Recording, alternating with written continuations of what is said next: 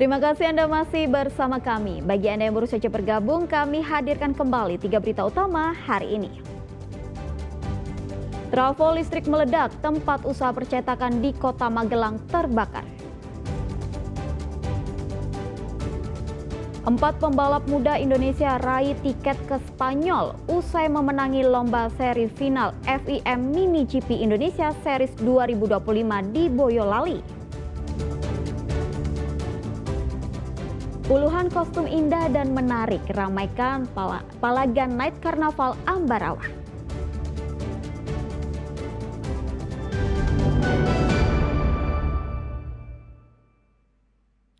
Empat rider muda Indonesia raih tiket ke Valencia, Spanyol usai memenangi lomba seri final FIM Mini GP Indonesia Series 2025 di Boyolali. Keempatnya mengungguli 68 pembalap yang ikut dalam kompetisi ini.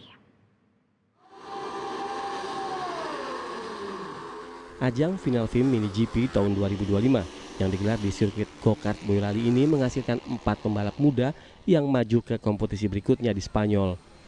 Dalam final yang digelar Sabtu pekan lalu di kelas 160cc, Muhammad Ali Imanuddin dan Kenzi Akbar Daninos akan menjadi wakil Indonesia di Valencia. Keduanya tampil dengan matang dan impresif saat berkompetisi. Sementara di kelas 190cc, pembalap asal Vietnam Nguyen Viet Tuan yang turut serta dalam seri Indonesia berhasil menjadi yang terbaik di kelas ini. Sementara itu, pembalap muda asal Lembang, Jawa Barat, Raka Bima Saktiansyah, memastikan 1 tiket ke Valencia setelah menunjukkan penampilan luar biasa dan menjadi rider terbaik kedua di kelas 190cc.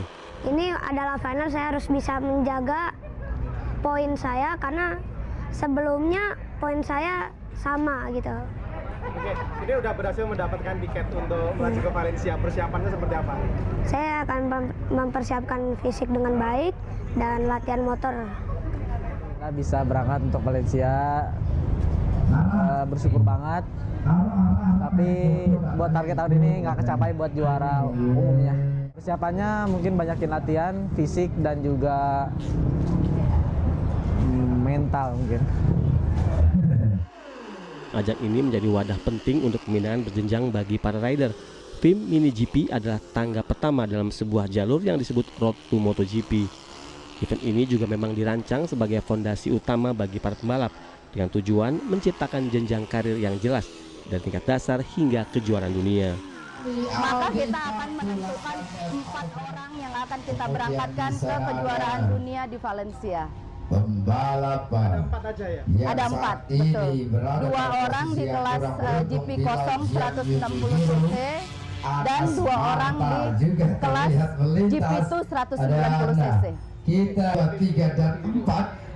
Setelah kita selesai semua rangkaian kegiatan kita, maka biasanya pembalap itu sudah persiapan. Dan waktu kita ini sudah sangat dekat, artinya di akhir bulan ini kita sudah akan berangkat ke Valencia. Kini keempat pembalap muda terbaik ini akan membawa harapan Indonesia di FIM Mini GP World Championship Valencia. Perjuangan mereka diharapkan dapat menginspirasi generasi penerus dan membuka jalan bagi pembalap Indonesia lainnya. Yulianto melaporkan dari Boyolali. Ada puluhan kostum menarik dipamerkan dalam Palagan Night Carnaval di Ambarawa, Kabupaten Semarang. Para peserta tak hanya adu keindahan, tetapi ketangguhan memakai kostum yang beratnya bisa mencapai 20 kg.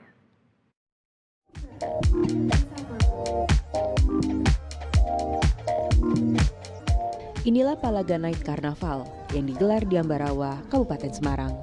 Ada 46 kostum tampil dalam parade ini. Temanya unik-unik, mulai dari flora fauna hingga daur ulang sampah. Jangan tanya lagi soal bobot kostumnya, soalnya ada yang sampai 20 kg beratnya. Ada Andre sama Cendrawasih. Avenger itu sebagai sambutan sama. Berapa berat ini pakaian? Ini 18 kilo Bapak. 18 kilo. Nggak keberatan. Berarti Pak. Karnaval pada Sabtu malam ini mencuri perhatian warga.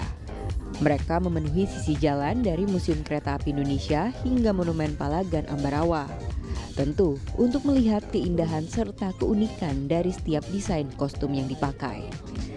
Selain parade kostum, ada pun lomba fashion show dan lomba fotografi hingga pameran seni rupa. Palagan Night Carnaval menjadi salah satu agenda unggulan pemerintah Kabupaten Semarang untuk meningkatkan jumlah kunjungan wisatawan. Targetnya bahwa dengan adanya event ini mau menggerakkan ekonomi masyarakat di sekitar kita. Jadi dengan adanya event ini pasti akan mendatangkan banyak orang, pasti akan membutuhkan makan, penginapan, ya pasti akan meningkatkan kesejahteraan masyarakat di sektor pariwisata, di industri pariwisata. Karnaval ini sudah jadi agenda tahunan yang merangkai seni, budaya, serta kreativitas masyarakat. Yulianto melaporkan dari Kabupaten Semarang. Lomba permainan tradisional di Boyolali dimeriahkan ratusan siswa sekolah dasar. Selain melestarikan permainan tradisional di era digital, kegiatan ini juga jadi sarana edukasi.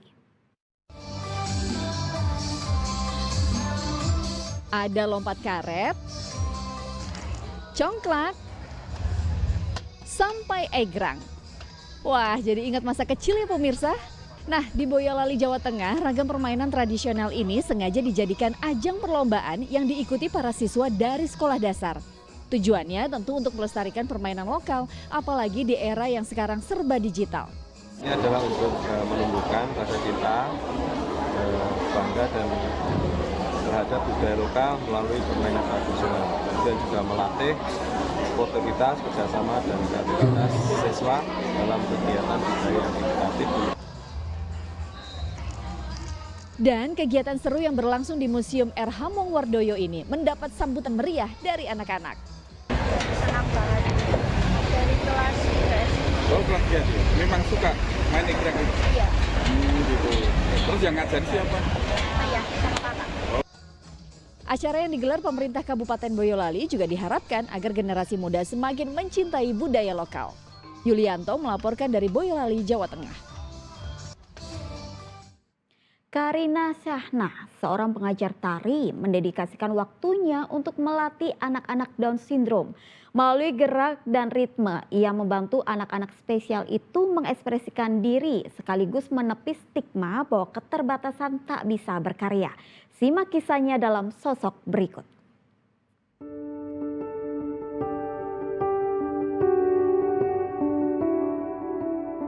Cantik, cerdas, dan penuh kepedulian. Ialah Karina Syahna, Putri Indonesia Kalimantan Barat 2019. Bukan panggung kecantikan yang ia pilih untuk bersinar. Sudah 13 tahun terakhir, Karina mendedikasikan hidupnya sebagai guru tari anak-anak berkebutuhan khusus.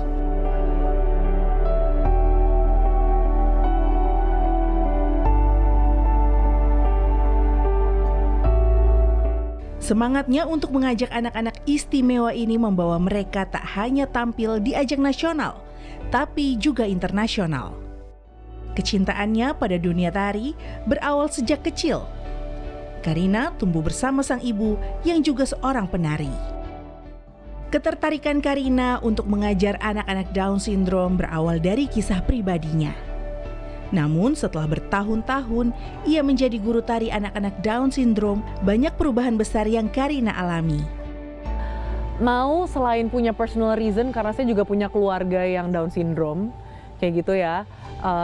Tapi ketika proses 1 tahun itu berjalan dan seterusnya saya dipercaya, yaitu balik lagi mungkin karena ini sekarang bukan sebatas sebagai tanggung jawab guru aja, tapi dampak baik yang saya terima dan saya rasakan itu tuh sangat berdampak di kehidupan saya yang lainnya.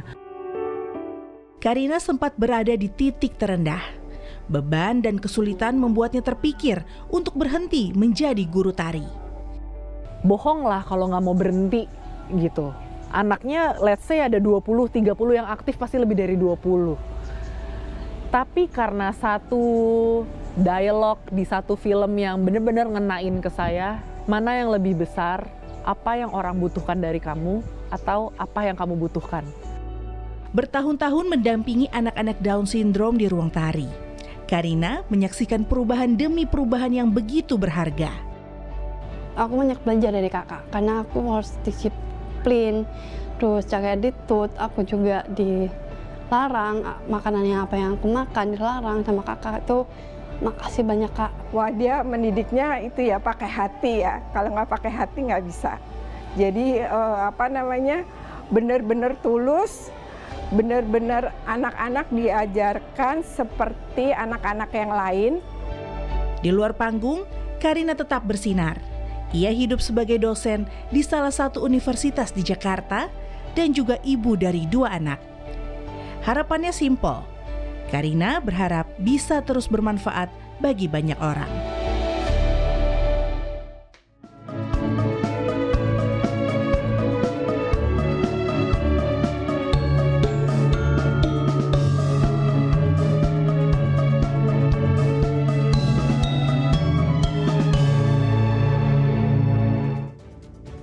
Informasi tadi mengakhiri jumpa kita di Berita Jawa Tengah. Jangan lupa pastikan Anda subscribe channel YouTube Liputan 6 SCTV Daerah.